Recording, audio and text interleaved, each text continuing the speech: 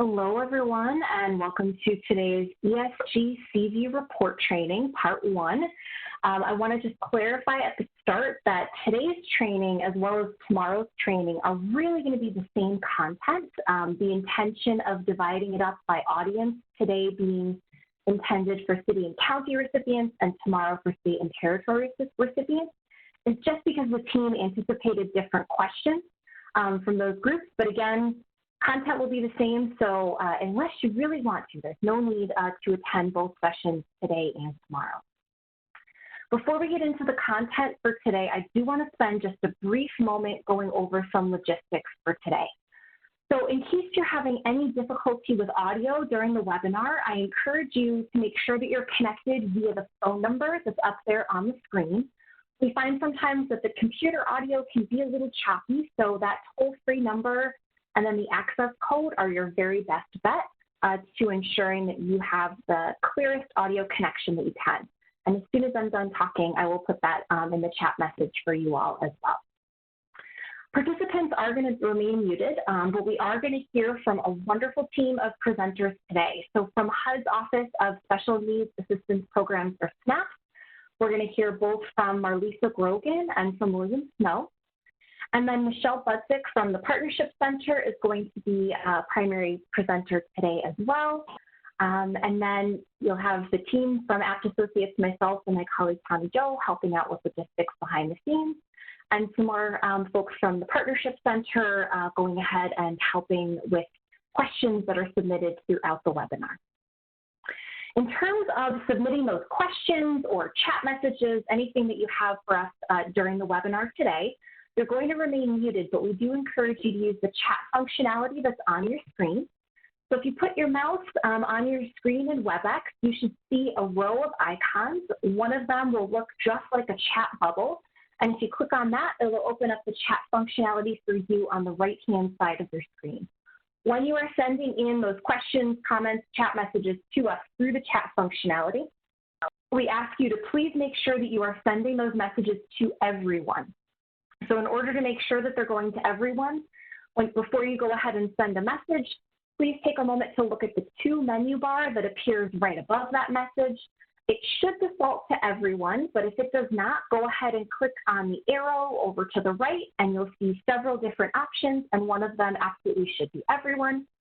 And last but not least, a recording of today's webinar, along with a copy of the slide deck and a copy of today's chat content will all be posted to the HUD Exchange within 2 to 3 business days. And with that, I'm going to turn things over to William Snow from the SNAP's office to go over our learning objectives. William? All right. Thank you, Natalie. Excited to be here and have everyone join the training. There's been a series of questions about what you're going to have to do for reporting. This is the day where those questions start to get answered. We'll talk about some basic things. How do you access SAGE? What are some basic reporting requirements? What's the relationship between some important principles of HMIS and reporting, like allowable activities and component types and project types? And finally, we'll go over a few other reporting requirements. So we're looking forward to a lively use of the chat, and we'll answer whatever questions we can there, and we'll also address questions at the end of the webinar. Next slide, please. I wanted to take a minute to give us a little bit of context. We've been living in this COVID-19 context actually for, well, too long, quite honestly, but it's the world we live in. ESG-CV, there's a lot of money there, right? I look back to the days of the Recovery Act in 2009. There was $1.5 million put into a program called the Homelessness Prevention and Rapid Rehousing Program, HPRP. Yeah, we now have $4 billion, same time frame to spend it in, and on a very critical cause. We all know the need to address COVID-19. So $4 billion is a lot of money. We've already started receiving questions from the public, certainly, but from Congress and others saying, hey, how about that $4 million? What have you been doing with it? How many people have you served? And so ESG has a reporting requirement that's critical. It's going to be a very important part to show what we've done responsibly with that dollars. It even at this current juncture has the potential to give us more dollars, right? If we can show that the money's being used wisely and used in a way to prevent some of the economic fallout of this pandemic, it does have that potential. So this reporting piece is really important. I'm not going to lie to you and tell you it's going to be easy. We'll try to make it as easy as possible. That's one of our priorities. But we know, if nothing else, one of the first things that we need to highlight is this is not an annual reporting. Under ESG-CV, we're going to require quarterly reporting. That's going to be a burden, and we acknowledge that up front. And we wanted this context to help show why we needed to do that. We don't love the idea of putting more on you, but we also recognize this is how we're able to be responsible for it and accountable, and we will be accountable for it. So that's one thing. I will tell you, we're taking from the current CAPER as much as possible. So all of your current CAPER setups in HMIS are the things we're going to use to move forward with reporting. We are not adding new CSV requirements, which is fantastic. So you're not going to have to change your HMIS in order to create a new report. We knew that would be a pain. That would cost time and money, and we wanted to avoid that. So that's a priority for us, not to create more things when we don't have to. Another thing here that I want to highlight early, the HMIS leads, unlike their normal role in ESG, are going to have an important role here. Normally, the subrecipient submits the data for the CAPER, and they submit it for each project. That is not the case here. We need data unduplicated as much as possible. And the way to do that is to go back to where that data exists. So we're going to be, and we'll talk more about this today, but I want to highlight it now. We will have HMIS leads play the role of combining projects. We refer to as bundling later, but it's combining projects in HMIS under the direction of the ESG recipient to submit data unduplicated as much as possible within a single project or component type. Again, we'll get to those details, but I want to highlight it. One other reason to highlight it is that that's not free. That costs time, that costs money. ESG-CV has an HMIS line item. It has an administrative line item that's now 10%. As you ESG recipients take time to consider what your cost allocation should be, you should take that into account. You may need to allocate more time to your HMIS leads so that they are able to train people on how to set up projects or how to enter data or do additional training that they will need to do so you can fulfill your reporting. Again, there's some administrative costs because they'll actually be running the report on the back end so you could submit it on time. So again, those are eligible costs. So you should consider now, especially many of you are still considering what to do with your second allocation. That's a good thing to add into that equation of what you do with your second allocation. So enough with the kind of high level. We're looking forward to jumping into some of the details. And with that, I'm going to turn the time over to Michelle Budzik. Thank you, William. I think I have control of the slides now, too. Good afternoon, everybody. The reporting for ESG-CV is going to be in SAGE. And if you have never been to SAGE, we would encourage you to go there now and take a look if you're a user. To be able to get a user account, you're going to need to complete the new user. Click here to create an account. Then you're going to go in and complete all your basic information, your name and phone number and email. You're going to select an entity that you're affiliated with. So you're going to say your position is a recipient of an ESG grant, and the entity would be your community, whatever community the ESG recipient is funded. There is no need for subrecipients to have an account in SAGE. We say that again because we generally have trouble with this with ESG. Subrecipients tend to think they have to have an account in SAGE, and they absolutely do not have to and should not have an account. HMIS also do not need an account in Sage to be able to do the work that they're going to do. They're going to get a direct portal, so they don't need an account in Sage. But all of the staff in your organization that would be having anything to do with the reporting here would want an account, and we ask that you get individual accounts and don't share accounts across staff people. Everybody gets their own individual account. The accounts have to be approved, and if you are a data entry account administrator in your community already for ESG, then you will be that for ESG-CV also. There's not going to be any difference there, and that person has to approve the other people using Sage. We know that staff turns over, and sometimes you forget to shut off accounts, or sometimes you don't have your data entry and account admin person there anymore. If you put in a question to the Ask a Question desk, we're able to help get that straightened out for you and get you on and get somebody in your community on. Otherwise, as long as you have a data entry and account administrator at your organization at the recipient level, you will be able to manage all of your accounts, and you won't need us to do that.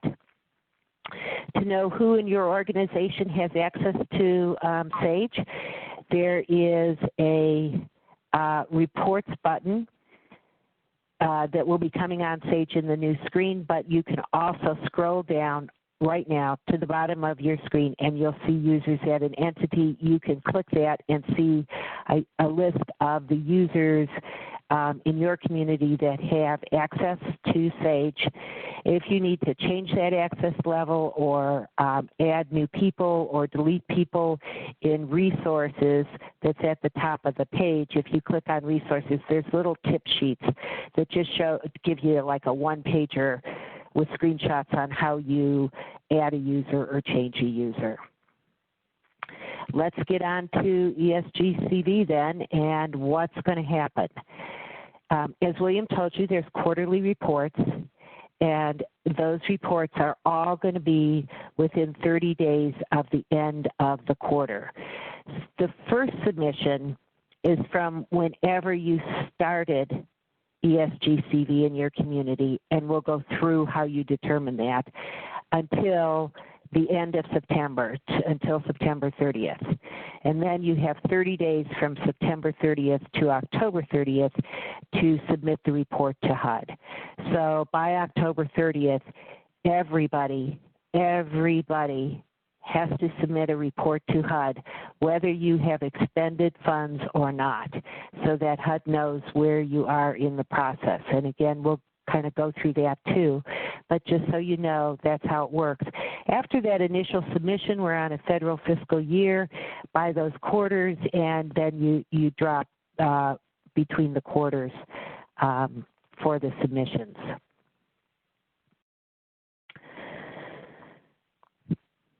So we've already said that the initial submission is that report start date until September 30th. For that submission, there is one CSV upload that will be required from each one of your projects, and we'll talk about that in a minute too, but there's going to be only one that's like a report to date. After that, in quarter 1, 2, 3, 4, 5, on over, there's both a quarterly and a cumulative report that's going to be required. So the quarterly CSV brings in the projects that were active in that quarter, brings in the data from the HMIS for the projects that were active in that quarter, and reports them. The cumulative one takes the projects that were active any time since report start date to the end of that quarter and brings them in. This is one of the reasons why it's so important that the HMIS leads set up new projects for things like temporary shelters or RRH or homeless prevention that maybe are going to start and stop during this period. We know you're not going to start and stop your shelters or your street outreach. Those are probably ongoing projects that you've had before and you'll have after. But for those projects that are just going to come up with ESG-CV money and then go away later, you're going to have to really work with your HMISs on that. Once you set a report start date, the date will not be able to change. So it is the date that the preponderance of projects have started in your community. And I'll show you that on the next slide of how we did that. If you take a look at this slide, if all of these people, if shelter A has 1,000 people that have stayed in the shelter from February 1st to September 30th, and you reported them in a CSV from February 1st to September 30th, you would be showing 1,000 people. But if that project maybe didn't start until June 1st, your number would go down to maybe 400 people. Same thing for these for a small shelter. If a small shelter served only 100 people during that February to September date, then if you start your date range before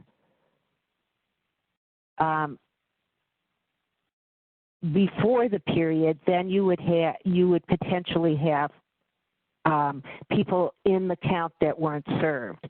So what we're saying to you is you've got to look at all of your shelters and take the date that the biggest one started as your reporting start date, or look at all of your shelters and street outreach programs combined and use that as your start date.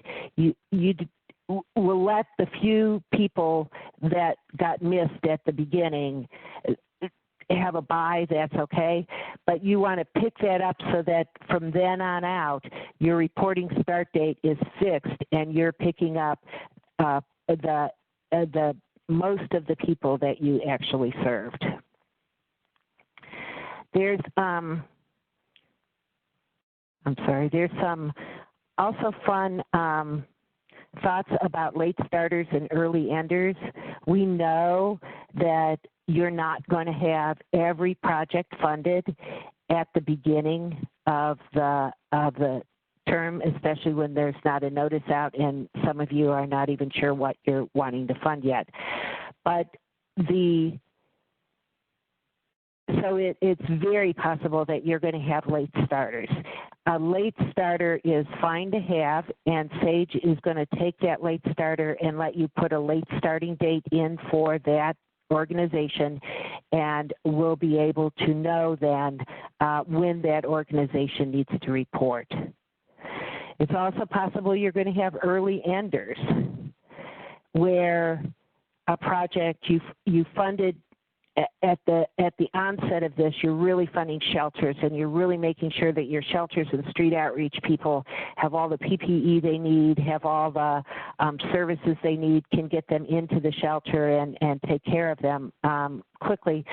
On the other end, you might start saying then, folks are getting evicted really fast in our community, and we're going to want to allocate some of our resources to homelessness prevention, or we really want to get these people out of shelter because we can't get enough people into shelter, so we really want to focus on RRH, and you end up bringing up a new project and close out an old project. That's absolutely fine. That's a late starter.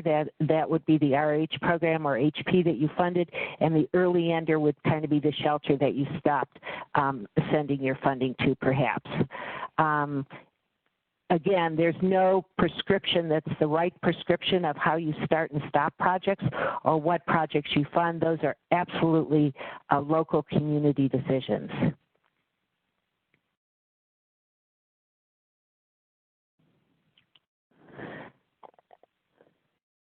When you log into SAGE, you're going to see that you have a new dashboard.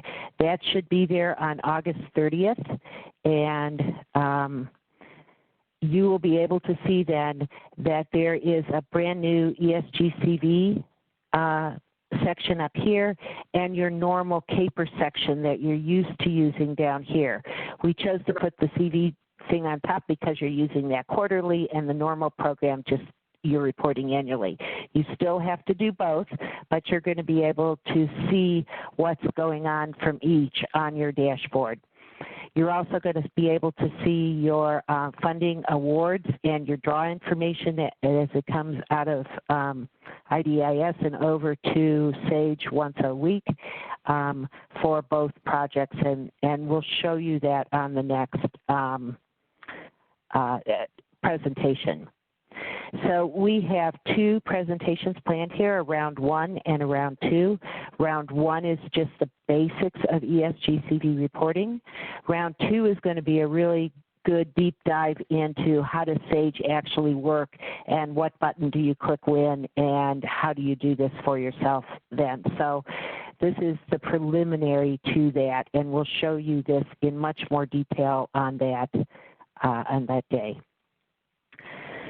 So who has to do a report? The first question that the recipient needs to ask themselves, and this is the recipient, not the subrecipient. So if you're a subrecipient, don't really need to be on this call unless you want to. You don't get to decide this. The recipient decides this. So we're asking the recipient, have you executed your ESG-CV grant agreement with HUD? If you did not, you're going to click no. That's all you have to do, and you're going to exit. And by clicking no, we know that you haven't done anything yet.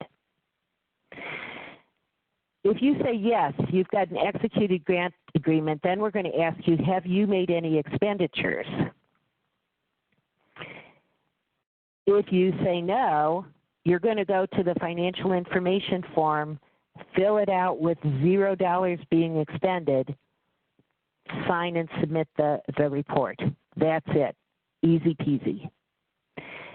If you have made expenditures, then we're going to ask, have you served clients? If you haven't served any clients, you will, and you say no, you're going to go to the financial information form, completed and submitted. If you have expended admin money or HMIS money, but have not expended funds on emergency shelter, RH, homeless prevention, you have not served clients yet. So you can draw those funds, have expended those funds, and you'll be reporting on those funds in this submission, but you won't have to do a CSV upload on any clients because there's no clients served yet.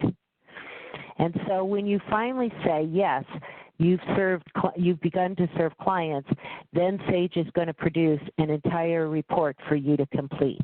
So it's not until you start serving clients that you have to do this full report.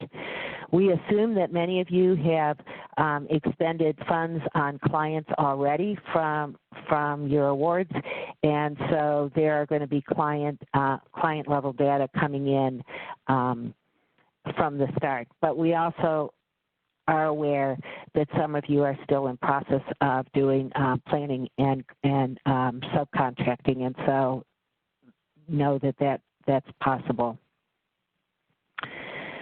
So the reporting has to come out of an HMIS or a comparable database, the reporting on clients.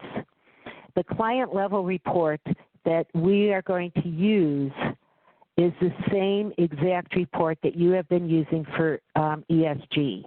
So no vendor had to create a new report. All of those reports should be stable in your system at this point. People should know how to run them. Not a big deal.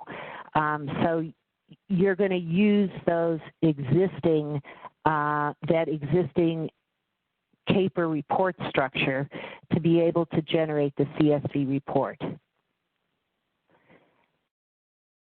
let's just go through the components and the allowable expenses and understand the submissions then. If you fund emergency shelter, there are two kinds of emergency shelters you could fund. One is a temporary emergency shelter, and the other is your normal, regular emergency shelter that you've been, that's been in your community all along, or even one that starts up here now but intends to stay for a long time. So those are your normal shelters versus a temporary emergency shelter. For the purpose of HMIS, project setup, a temporary emergency shelter is defined as a structure or portion of a structure which is used to provide shelter for an individual as part of preparing for or responding to coronavirus, but would not meet those ESG shelter standards that are in the regs, right? They wouldn't meet shelter standards. The best way that we have to think about that is to think about a structure without walls or floors. That's definitely going to be in the temporary emergency shelter group. Otherwise, it can be an emergency shelter. So temporary emergency shelter can do these things, and an emergency shelter those. You're going to submit one CSV for all of your temporary shelters that you have funded in your jurisdiction. So you're going to open the temporary shelter in a brand new project in HMIS. The HMIS leads have all been trained on this. So we're just telling you the same thing we've already told them. They're going to open a brand new project for a temporary emergency shelter, and they're going to close out that project when the temporary emergency shelter closes. That way, no matter what period you run the report for, you're only going to get those people that lived in the temporary emergency shelter. In your emergency shelter, you're going to submit one CSV for all the emergency shelters that are in your community receiving ESG-CV money. But remember, if you use ESG-CV for emergency shelter funding, you're going to be able to fund an emergency shelter, a day shelter, or a transitional housing project that was grandfathered years ago into the system. So you will run an CSV out of your system for any projects funded under emergency shelter that are any of these types of things.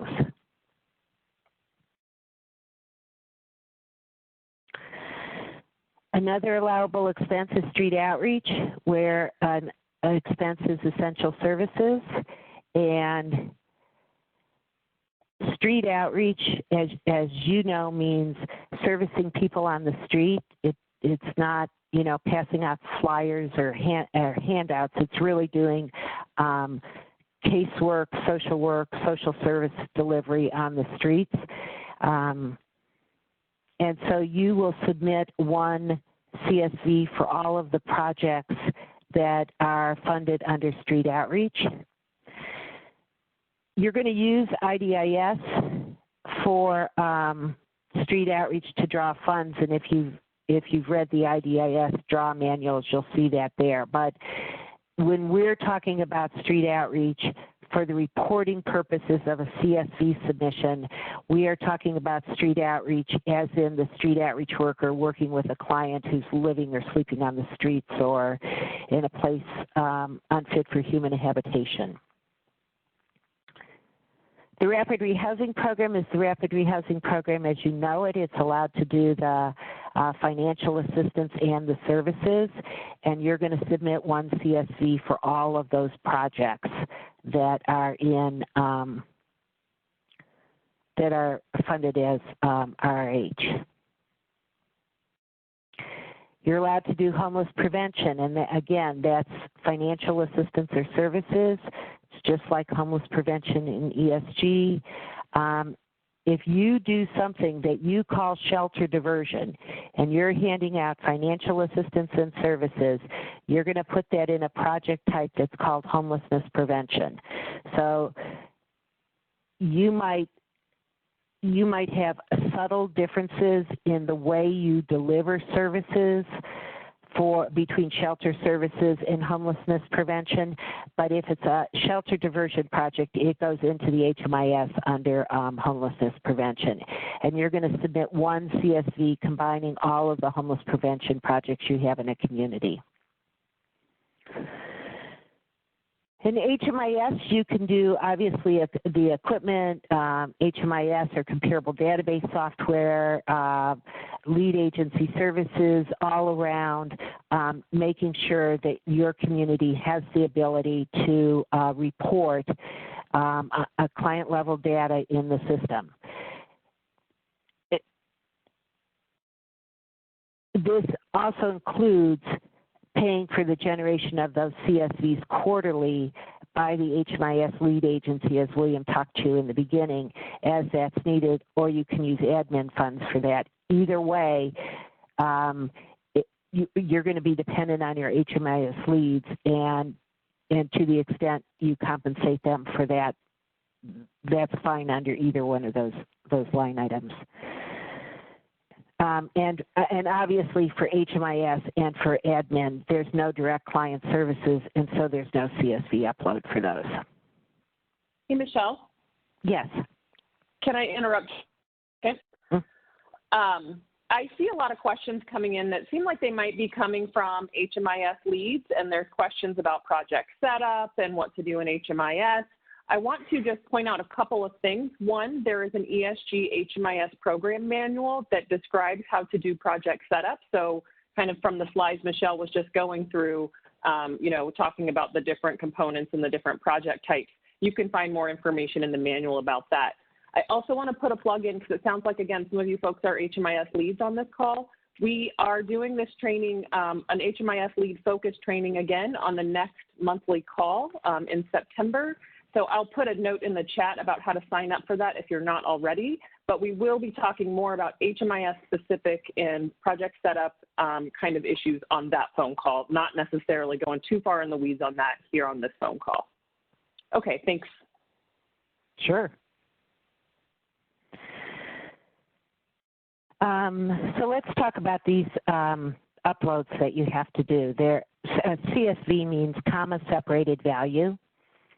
It's just the name of the kind of export that comes out of your system that we upload into Sage.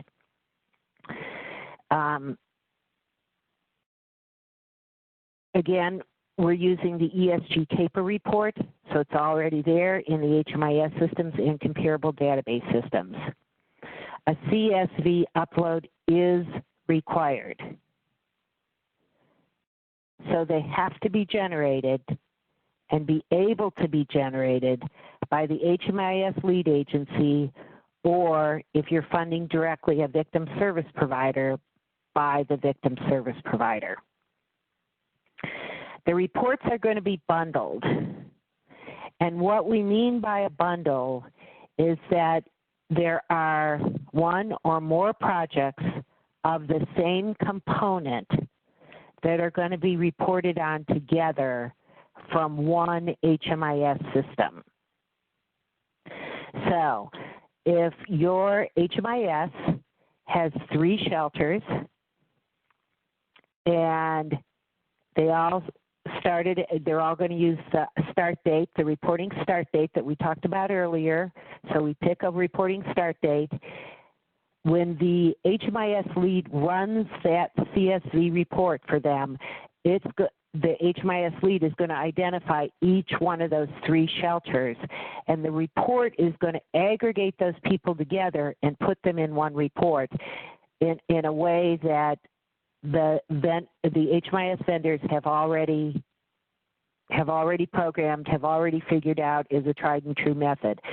So what we're doing is making every attempt possible to unduplicate the folks that you're serving at the local level.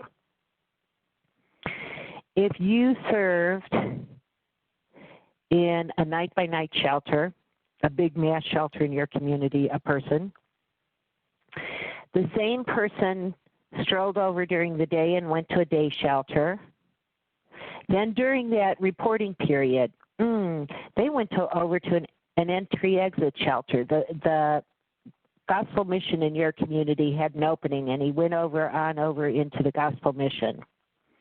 And then maybe the Gospel Mission has a grandfather transitional housing program, or the community has a grandfather transitional housing program that the same person got into.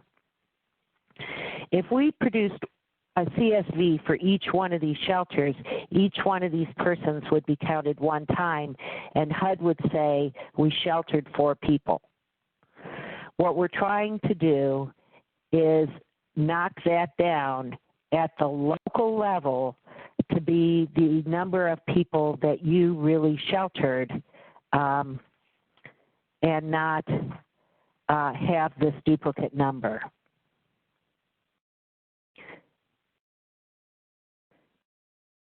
Now, we know this is not a perfect solution. We know that that the city and the county could be funding the same shelter, and that we're going to get a person in the city report that's from one that's sheltered, and the same person is going to be in the county report because ESG-CV paid for both the city and the county, and we know that. We also know that over the course of time, the same person might go from a shelter to an RRH program, and that person is going to be counted between shelter and RRH. How HUD articulates how many people we served is based on knowing that kind of information. And so what we're trying to do here is unduplicate at the local level, to the extent possible, the number of people that are served in any one possible component.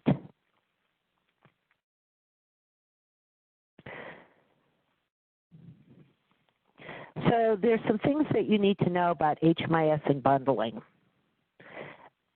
First, all of the HMIS systems across the country have said to us they can bundle the projects. They can bundle their system can generate a bundle of a bunch of emergency shelters, or they can even generate a bundle of an emergency shelter, transitional housing program, and day shelter like they're supposed to be able to do. All of them have confirmed to the HMIS Data Lab during their monthly calls in preparing for ESG-CV that they can do this. The second point is that there's no exception to the HMIS lead generating the report. These reports are bundled reports, even if in your community you've got a really small community where you only have one shelter and one RH program. We're still going to ask you to have the HMIS lead run that report. And finally, you need to know that an HMIS cannot generate a report on anything other than one date range per report. So if you have a shelter that started serving people in March and another shelter that didn't start serving people until November, we're going to put those in 2 different bundles. We're going to have to, because the HMIS can't say, oh, we only want to take Shelter B's clients from November, but Shelter A's clients we want all the way back there. An HMIS can't do that. It's one report range per report.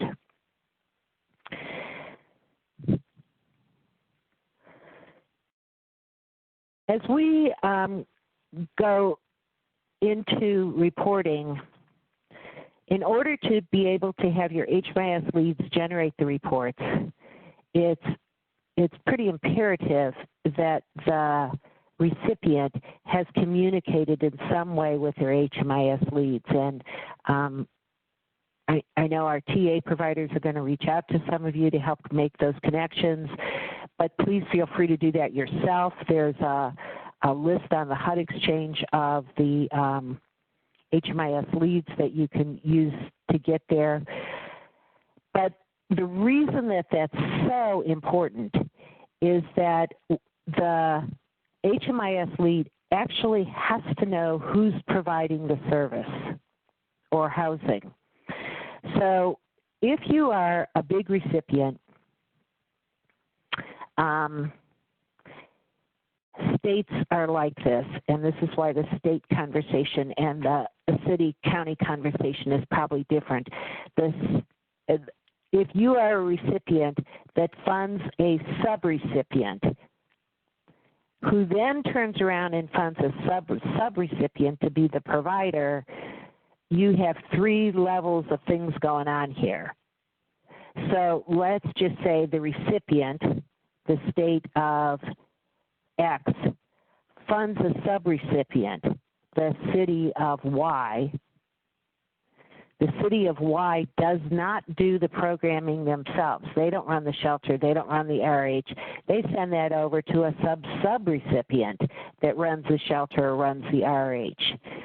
The recipient has to know who the subrecipient is that they're funding. And we know that there are many large recipients right now who really don't know the organization's name of the subrecipient of the subrecipient that this subrecipient funded. We've done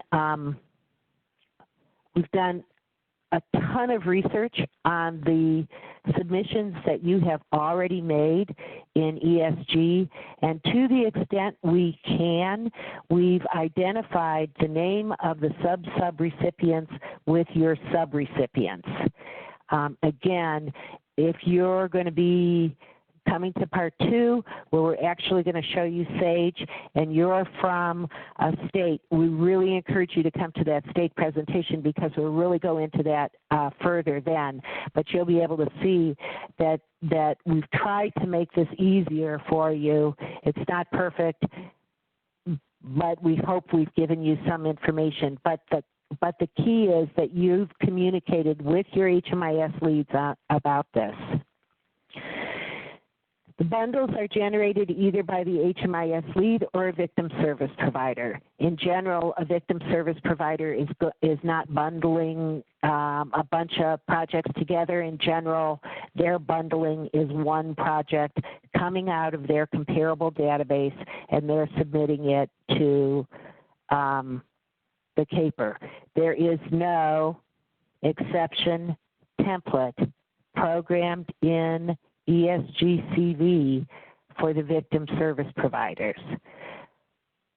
So by now, we are very hopeful that your victim service providers, having gone through this for multiple years, have gotten on board and have a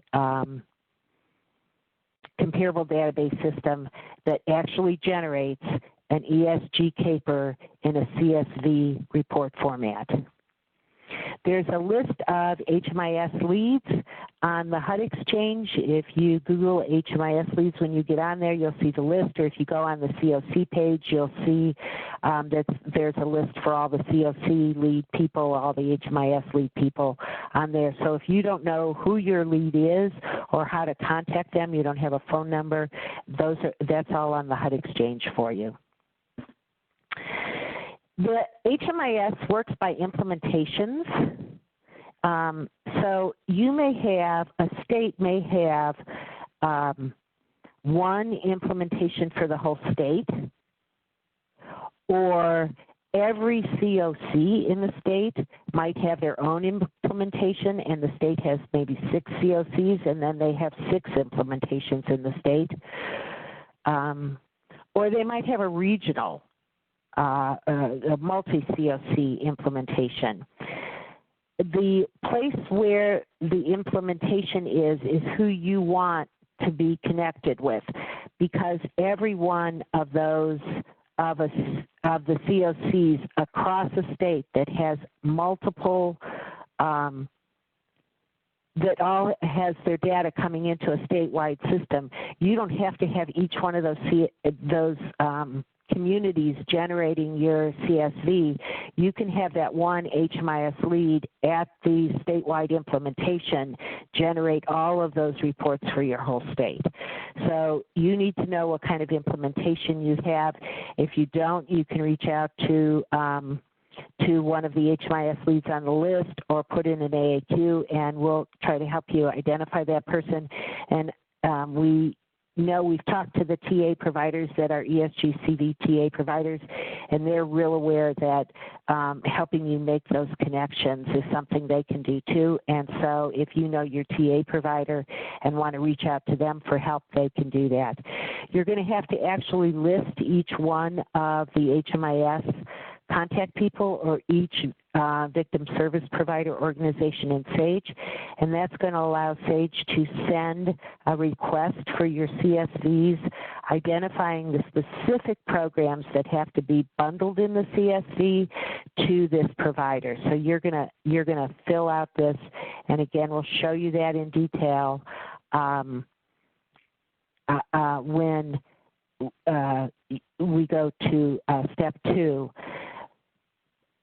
Just important to know, if you decide to go in there and try to get this together now before the next presentation or early on, you want to really make this HMIS VSP ID. It's an 8-character entry. That is your entry into the system to help you identify which HMIS an organization belongs to. So it's really, really helpful if you don't do something like naming HMIS A, B, and C that you won't remember which one they are. You can go ahead and name them HMIS Northwest State, HMIS 1 Roof, HMIS something else, something with a name, or H something else, or victim safe, or victim St. Mary. So, somehow, so that 8-character gives you a clue later on of who that is, and that's all up to you to do. We don't create that name for you. You can do it yourself and do something that you'll know, not us. When you actually go into SAGE and have to do your projects for reporting, there's going to be tabs for each kind of component, each kind of project type that you would have, and you'll enter that project. You're going to enter the subrecipient. If there's a sub-subrecipient, you're going to say that. You're going to enter the project name. It's really important that the project name is the name of the project that the HMIS identifies that project with. So it is not helpful at all for you to use a contract number. They don't know what the contract number, what shelter the contract number goes with. It has to be the name, like St. Mary Shelter or Salvation Army Shelter for Men, or whatever you would call it, that they would call it, and are going to understand what that is. We give you a spot that's an optional spot for tags because we know that many of you have in-house ways to identify your subrecipients, either by contract numbers or file numbers. We've seen that in ESG-CV submissions. So we've given you a place to do that if you need to. Again, it's an optional place. Then you're going to pick your HMIS or VSP service ID. So if you funded St. Mary Shelter, and St. Mary Shelter is in HMIS Northwest, you're going to click HMIS Northwest here. The report start date and end date, the report start date is going to be filled in for this first submission based on the reporting start date you picked for your entire community. All projects in the community start on one date. After that, you will be able to identify reporting start dates for those projects that started late in future quarters. You'll also be able to show us that they ended by putting in an end date. SAGE will create a bundle name, and has actions there for you to submit. None of the bundling, none of the decision making about which projects go into which bundles is decided by the recipient. If you fill in all this information correctly, SAGE will decide that for you. SAGE will figure out which bundles, which projects go together in which bundles to which HMIS for what date range. And SAGE will send to the HMIS leads or victim service providers that you identified the request for the specific bundles that you have to produce. So if you know who you funded and when you funded them and what HMIS they belong to, this is going to be easy peasy for you, because the rest of the work is going to be done by SAGE calculating the answers for you. On your dashboard, you'll see that there's ESG-CV financial information that's coming in. So we'll bring in the IDIS draw information for you about once a week. It will be here on this dashboard, and you'll be able to see what's going on. You'll do financial reporting for the quarter in the in SAGE. So you will have to do financial reporting on the funds that you actually expended during the reporting period, expended versus drawn, right? So you don't necessarily need to have drawn these funds to report that you've expended them. And there'll be a pretty simple form to be able to create that on, and that will replace your CR75 in IDIS that you've done for ESG. William, back to you. All right. Thank you, Michelle. Thanks for all your wonderful questions. I have to admit my eyes are kind of going crazy right now as I'm trying to scroll and capture stuff, and thanks to others who are answering. A lot of people have asked in other contexts, although I haven't seen it much here, what about the notice, right? So what if the notice comes out in a week and we've had this whole training? What does it change? So a couple things that we want to address. The notice is likely to expand some activities or create new activities. That is true. I don't know for sure what will come out. If I did, well, the notice would be out, right? I actually have the same information almost all of you have. So when the notice is published, you need to know what you're going to report on. We're going to follow these principles in determining what you're going to do different for reporting on these unique costs. So some costs are really expansions within an existing project type. An example that we have from the CARES Act itself, we have the allowance for hazard pay. Well, that's you paying more money to staff for staff that's serving an existing project type. So you're not going to do any separate reporting for these staff who are, let's say, working in the emergency shelter. We're not going to have you do an extra CSV for the people who are served by the people who got hazard pay. You'll just report the same number of people that were served in that project that staff were serving. So there's no extra CSV that we're going to make you do for that. Again, you'll have to wait until the notice comes out to see what exactly those extra things look like. There are some scenarios where there could be costs that are not tied to existing project types, right? They're new concepts altogether. I believe the CARES Act talked about training, and it wasn't clear how far that goes. But it was envisioned that you would be able to train people within an entire jurisdiction on COVID response. You could imagine that that could be broader than the existing project types. In that case, we still will not ask you to do anything more with your CSV reporting. We are not going to create a new CSV report for the client served in that project. Our goal and our plan right now, we believe most, if not all, clients that will be served under any of the scenarios with any potential new costs actually would be reported on anyways. However, we will ask you to respond in narrative form as to what activities you conducted that were broader in scope than your normal components under ESG. So you'll tell us, what did you do? How did it relate to COVID? At this point, that's the plan. We do not plan on adding new HMIS requirements after the notice. That will delay everything. We don't want that.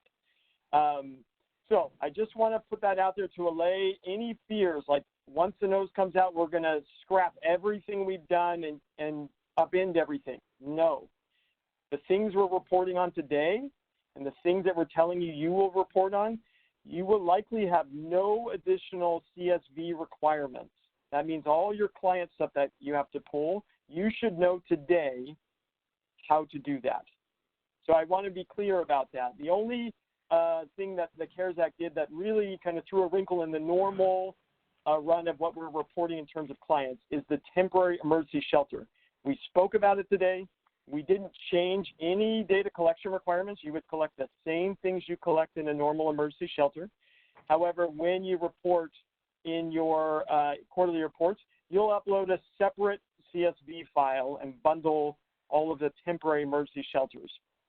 I did see some questions about temporary emergency shelter. I want to be clear that these are different than normal emergency shelter. Many of you are likely either adding money to your existing emergency shelters or creating other emergency shelter facilities that are currently eligible under ESG. So you'll report those as normal emergency shelters and bundle them as such.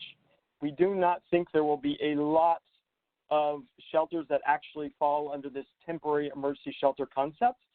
We're excited to find out, right? I could be wrong. There could be a lot. But we think there's a lot that you're doing that will actually fall under normal emergency shelter.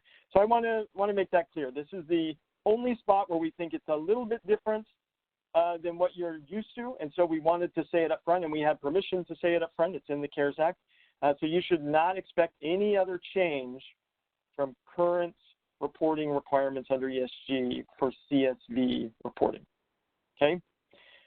So we're excited to find out what happens with the notice and excited to find out what more opportunities you'll have. But again, we want you to not have fears about like things being thrown in the air as a result of those changes.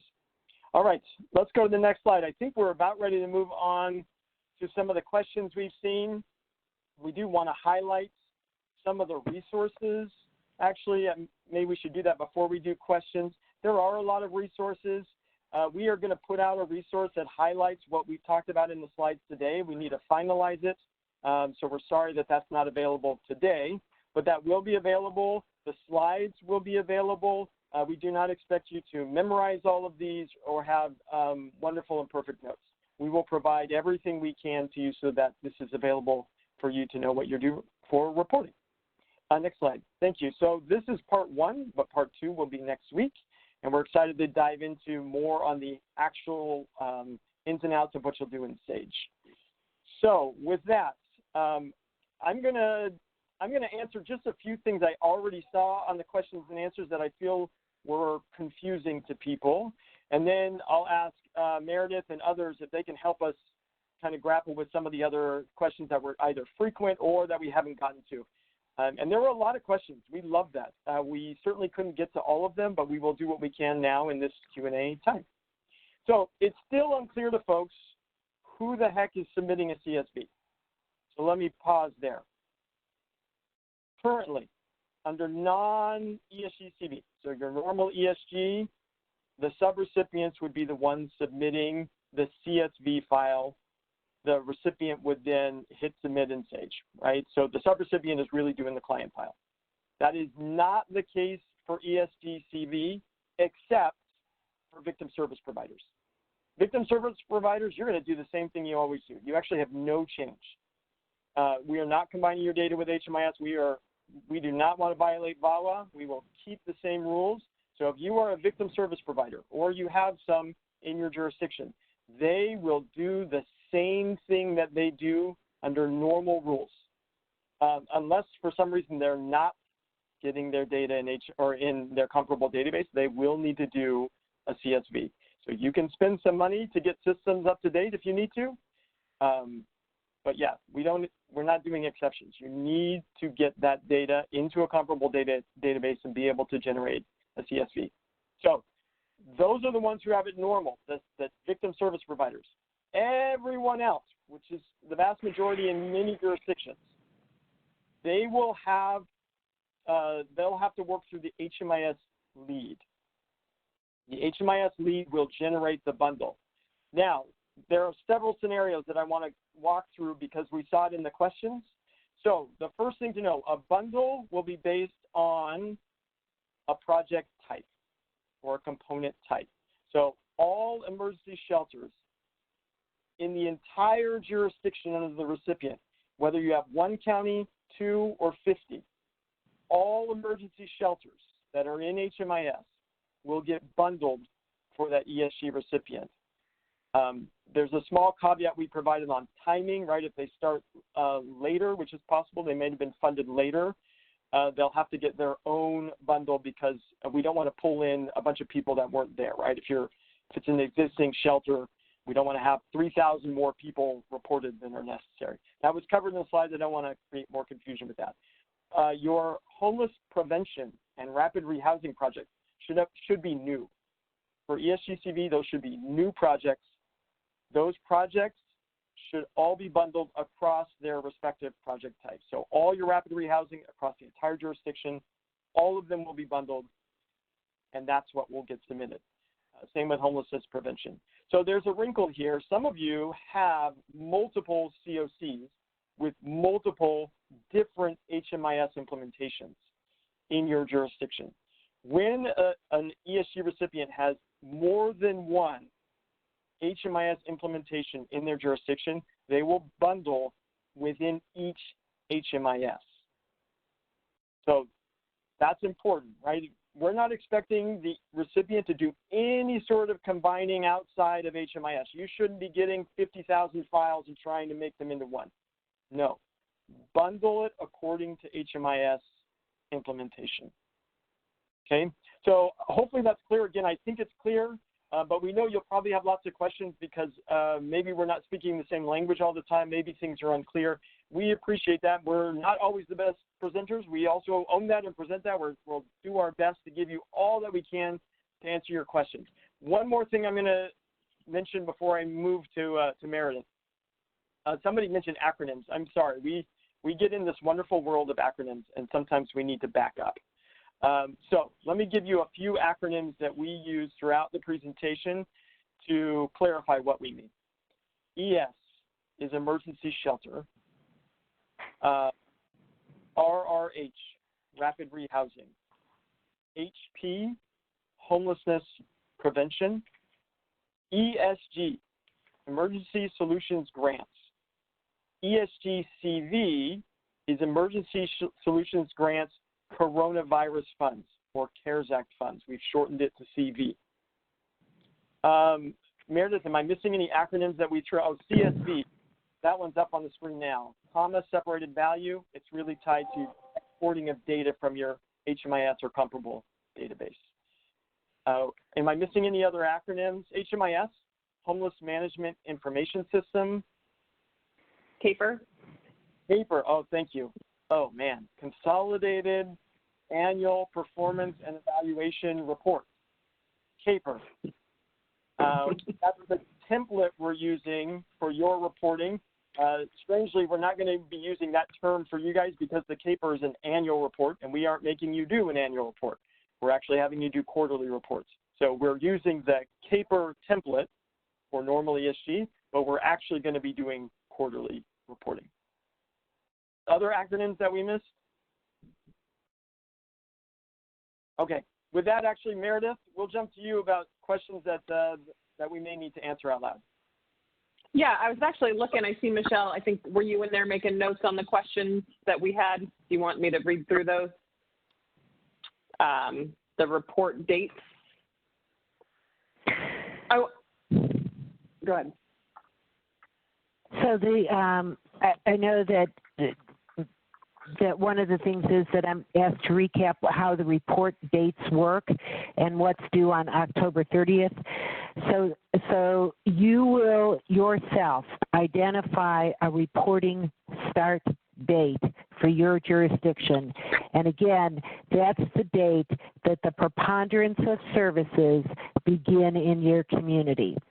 So, CARES Act came out on the 21st of January, and maybe you didn't, and you saw your awards by March. And so maybe March 1st, you began serving a good number of folks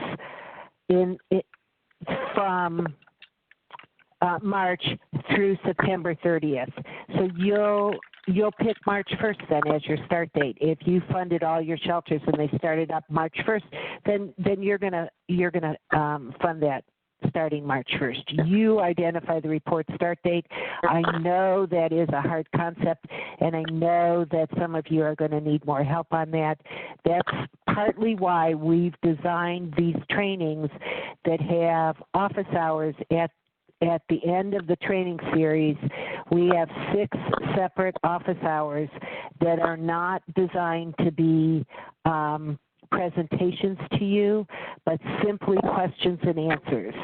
So you have a variety of ways to get assistance. Some of you have technical assistance providers that you know. Some of you put in AAQs, and that's fine. I put them into the Sage desk. And then others of you have will come on to the office hours and ask those questions then. We've tried to create venues for you to answer those questions. What's due on October 30th is your initial report for ESG-CV, and that goes from whenever your start date is to the end. Again, if you spent no money, you just go in and tell us you've spent no money. But if you have begun projects, then you're going to have CSV uploads for those projects. Thank you. I want to hit this one just because I saw it asked several times, and I think it was answered, but there was a lot going on there. Are bundles now required for regular ESG reporting? No. The bundles are only relevant for the ESG-CV reporting. Your annual ESG CAPER reporting is not changing. We're only talking about the ESG-CV funds right now. Next one, Michelle. So I'm going to read this as it was written. We are the recipient as well as the HMIS lead. We have subrecipients who have different HMIS implementations and do not participate in our HMIS implementation. Will those subrecipients have to submit their own report? So first of all, let's make sure we understand what an implementation is. An implementation is a COC jurisdiction that has decided either to have one HMIS for the whole area, for the whole COC, or it's a bunch of COCs going together in a region, or a whole bunch of them going together in a state. So implementation is not the same as software. The COC must elect a standard single software to use for their HMIS. We know there is at least one state that has a warehouse situation where multiple kinds of software goes into a warehouse situation, but there's also that happens in other places. It doesn't matter what the software is, you're looking for the implementation. If you as the recipient are the HMIS lead for a continuum and you have other continuums in your geography that use a different HMIS, which is very possible because the COC geography and the ESG geography are not the same. They're often different geographies. So if you are the lead for one COC and you have other COC leads with other HMIS implementations in other parts of your geography, then yes, you will get CSVs from them and you will get your own CSVs for yourself. Thanks, Michelle. I'm going to jump in here. We've had fun talking, so much fun we went past the time. We're now at 4:10 Eastern time, which is 10 minutes past when we promised we'd be over. We know there are lots of questions. There will be another session next week. We look forward to seeing you there. Feel free to put questions in the AAQ. We look forward to answering them, and we will see you next week. Thank you.